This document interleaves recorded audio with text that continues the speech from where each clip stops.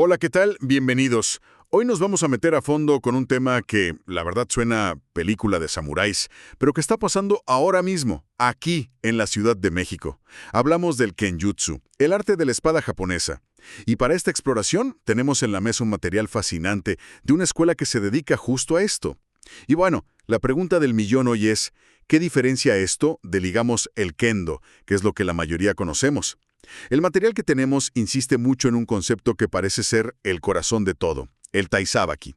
Así que nuestra misión es averiguar si todo este rollo del taizabaki es nomás para verte bien con una espada de madera, o si de verdad, como prometen, te sirve para algo en el caos del día a día. Justo esa es la clave, porque el análisis no va de técnicas de combate, o no solo de eso, se trata de la filosofía detrás del movimiento. Vamos a desmenuzar por qué una disciplina tradicional es tan distinta a una deportiva. Y lo más importante, cómo algo tan específico como aprender a moverte frente a un oponente puede traducirse en beneficios bien tangibles, como tener más claridad mental, o bueno, el santo grial de nuestros tiempos, ¿no? Tomar mejores decisiones bajo presión. Ok, pues entremos de lleno. El artículo arranca diciendo algo que me llama mucho la atención. Dice que las clases de Kenjutsu no son para aprender a usar una espada, sino para aprender una estrategia corporal. Y ahí es donde sueltan la palabra clave, taizabaki. ¿Qué es exactamente esto? Porque suena a mucho más que solo dar un paso de lado. Es que es mucho más que eso. Lo fascinante es cómo lo definen. Hay que olvidarse de la idea de esquivar. El texto dice que el taizabaki es, y cito, aprender al salir de la línea de ataque mientras mantienes una posición ofensiva.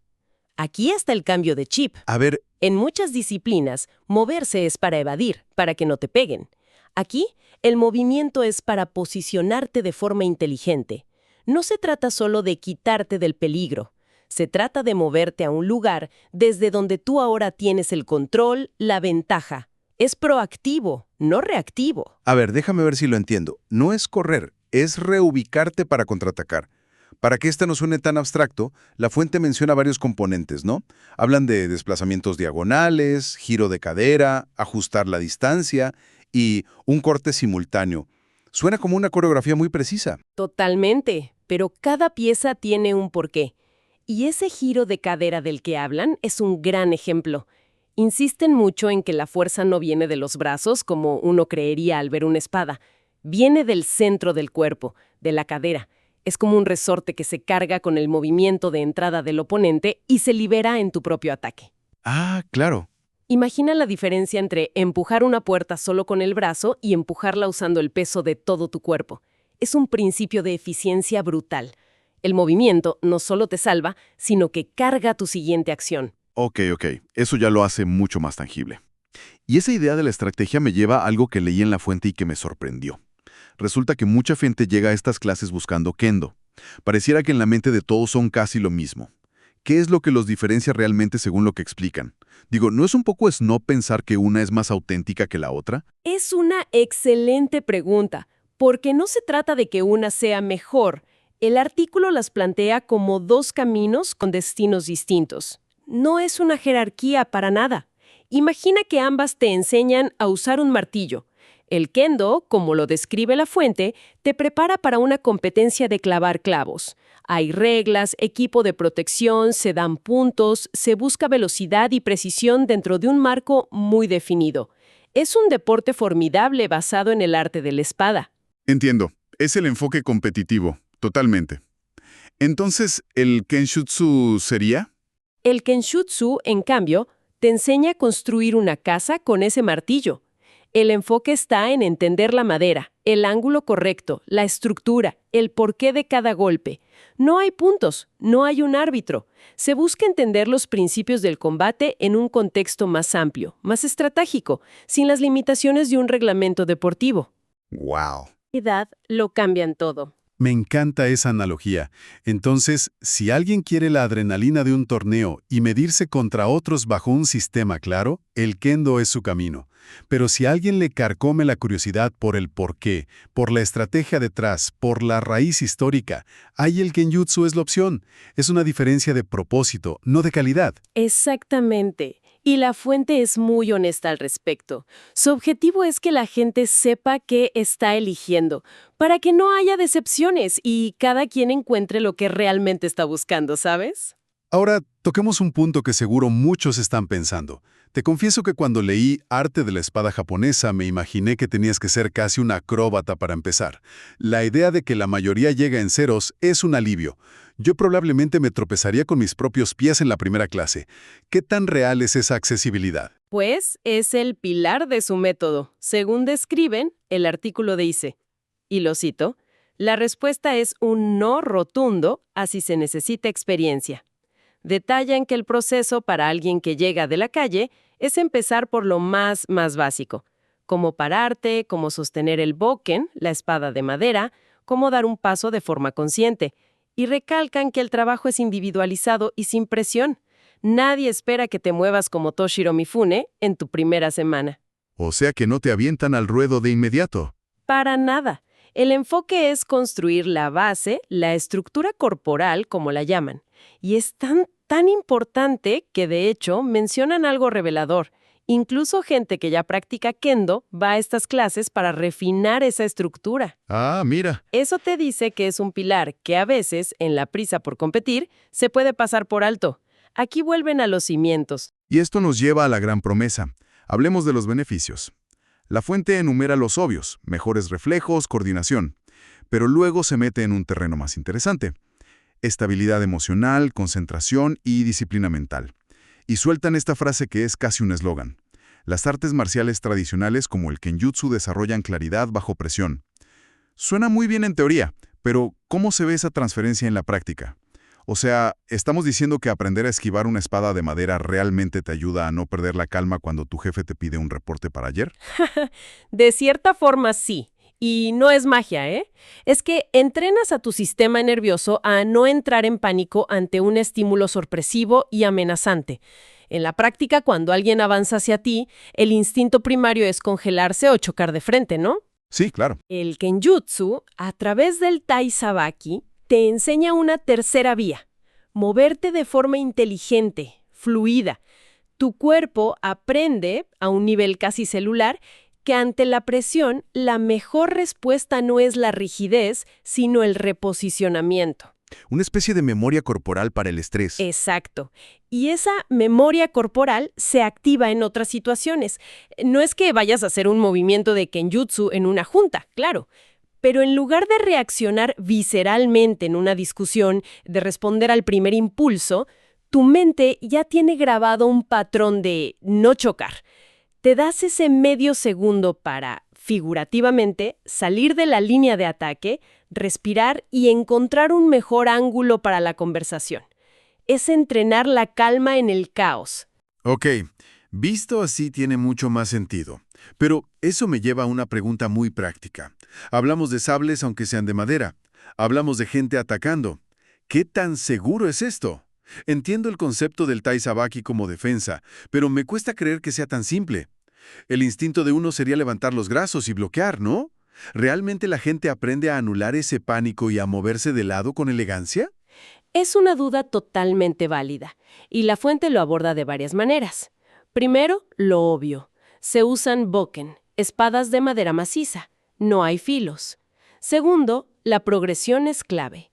Nadie empieza en un combate libre. Se trabaja con ejercicios controlados, katas, y la intensidad sube muy gradualmente. Pero el tercer punto es el más inteligente y responde a tu pregunta. El propio Tai Sabaki es el principal mecanismo de seguridad. El artículo dice que reduce el riesgo porque evita el choque directo.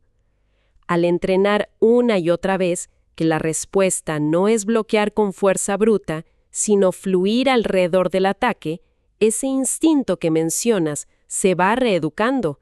No se anula el pánico, se le da una salida productiva. Se canaliza el instinto en lugar de combatirlo. Me gusta. Y hay otro detalle sobre la práctica que me encantó.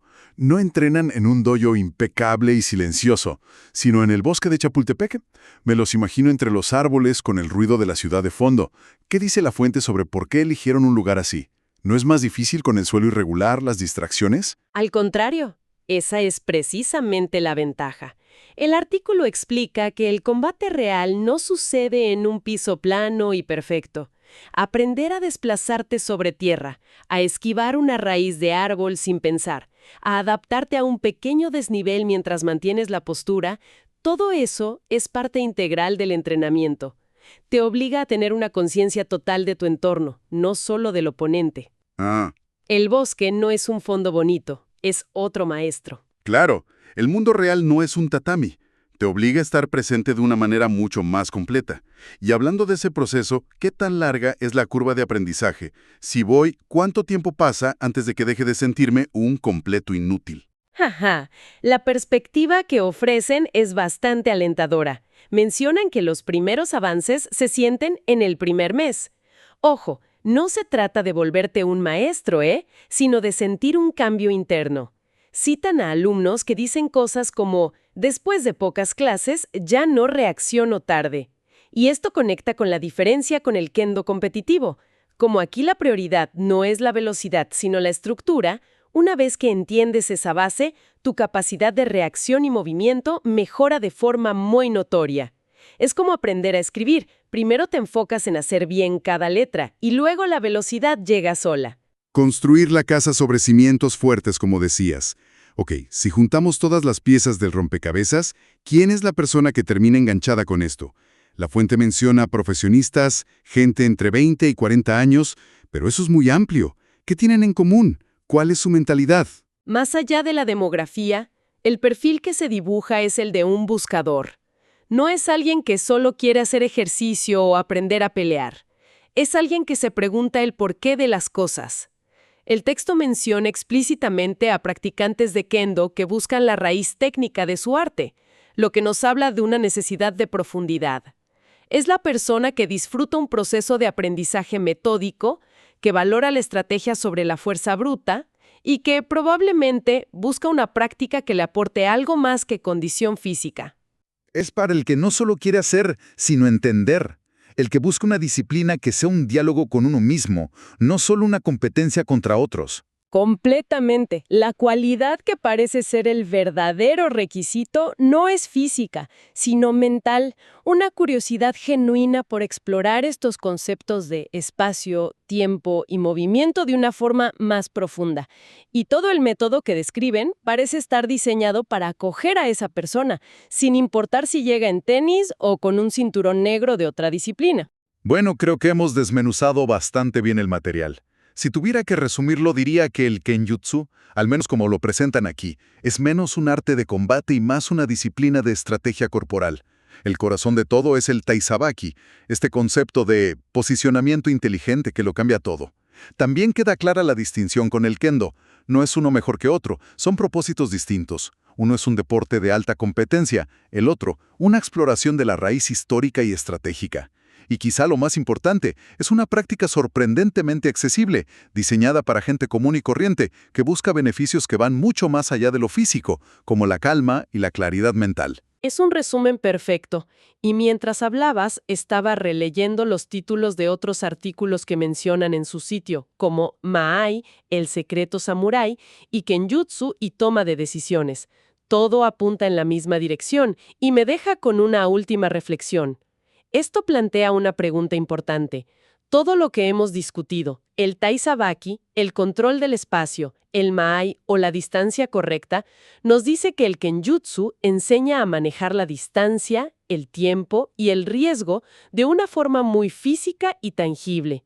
La pregunta para quien los escucha es, más allá de mover el cuerpo, ¿cómo podría la práctica consciente de entender el espacio y el momento preciso cambiar la forma en que se toman decisiones en el día a día?